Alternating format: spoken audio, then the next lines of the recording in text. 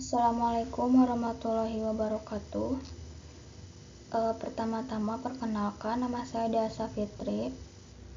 Saya dari kelas MN21C. Di sini saya akan menjelaskan tentang manajemen berdasarkan aktivitas. Selanjutnya yang akan saya bahas di sini ada pengertian manajemen berdasarkan aktivitas, penilaian aktivitas berdasarkan ukuran keuangan, ukuran non-keuangan bagi kinerja aktivitas, dan yang terakhir kesimpulan. Yang pertama ada pengertian manajemen berdasarkan aktivitas. Manajemen berdasarkan aktivitas adalah pendekatan untuk keseluruhan sistem yang terintegrasi dan berfokus pada perhatian manajemen atas berbagai aktivitas dengan tujuan meningkatkan nilai bagi pelanggan dan laba yang dicapai dengan mewujudkan nilai tersebut. Selanjutnya, ABM memiliki dua dimensi. Yang pertama, dimensi biaya. Dimensi biaya adalah memberikan informasi biaya mengenai berbagai sumber daya, aktivitas, dan objek biaya yang menjadi perhatian seperti produk, pelanggan, pemasok, dan saluran distribusi.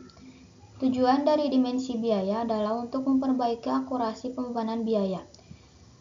Yang kedua ada dimensi proses. Dimensi proses adalah memberikan informasi mengenai aktivitas apa saja yang dilakukan, mengapa harus dilakukan, dan seberapa baik aktivitas tersebut dilakukan. Tujuan dari dimensi proses adalah untuk mengurangi biaya. Selanjutnya ada penilaian aktivitas berdasarkan ukuran keuangan. Yang pertama ada laporan biaya penambah nilai dan bukan penambah nilai. Biaya penambah nilai merupakan satu-satunya biaya yang seharusnya terjadi dalam perusahaan.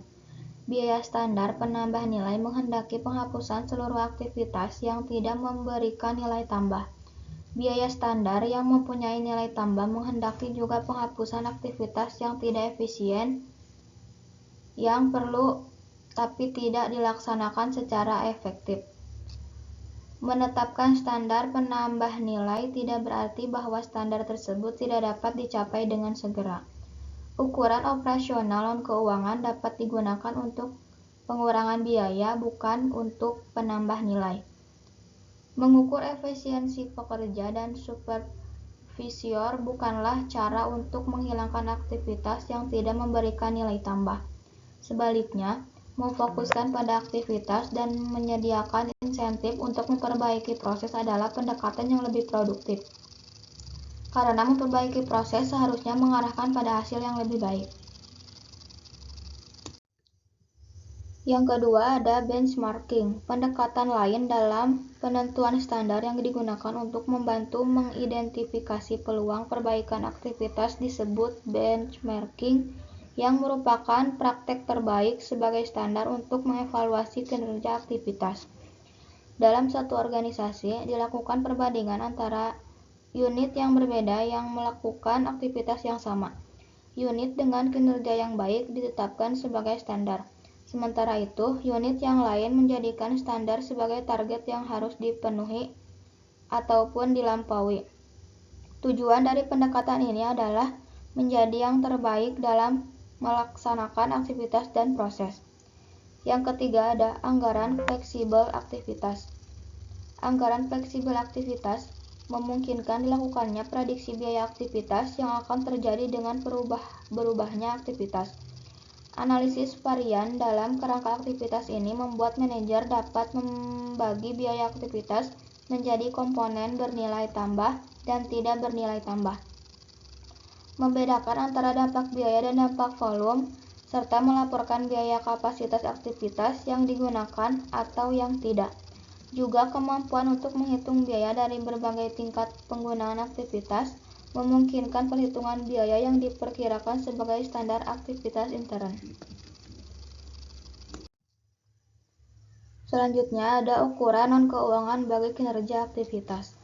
Penilaian atas dasar ukuran non-keuangan, di samping ukuran keuangan, menjadi penilaian utama kinerja manajemen dalam lingkungan manufaktur maju.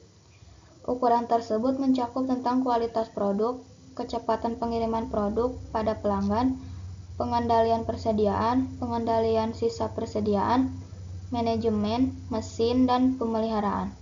Walaupun pengendalian biaya masih tetap merupakan pertimbangan penting, namun perhatian manajemen dalam akuntansi pertanggungjawaban non-kontemporer lebih diarahkan pada cost driver yang menyebabkan suatu biaya terjadi. Pengendalian terhadap faktor-faktor non-keuangan diyakini pada akhirnya akan memberikan keuntungan maksimal pada perusahaan. Dan yang terakhir ada kesimpulan. Manajemen berdasarkan aktivitas adalah suatu sistem yang terintegrasi yang mengarahkan perhatian manajemen pada aktivitas-aktivitas yang dapat memperbaiki nilai-nilai yang diterima konsumen dan meningkatkan laba yang diperoleh dengan menyediakan nilai-nilai yang sudah diperbaiki tersebut. Manajemen berdasarkan aktivitas mencakup perhitungan harga pokok dan analisis nilai proses, jadi mencakup dua dimensi yaitu dimensi biaya dan dimensi proses. Sekian presentasi dari saya, maaf apabila ada salah-salah kata, saya akhiri. Wassalamualaikum warahmatullahi wabarakatuh.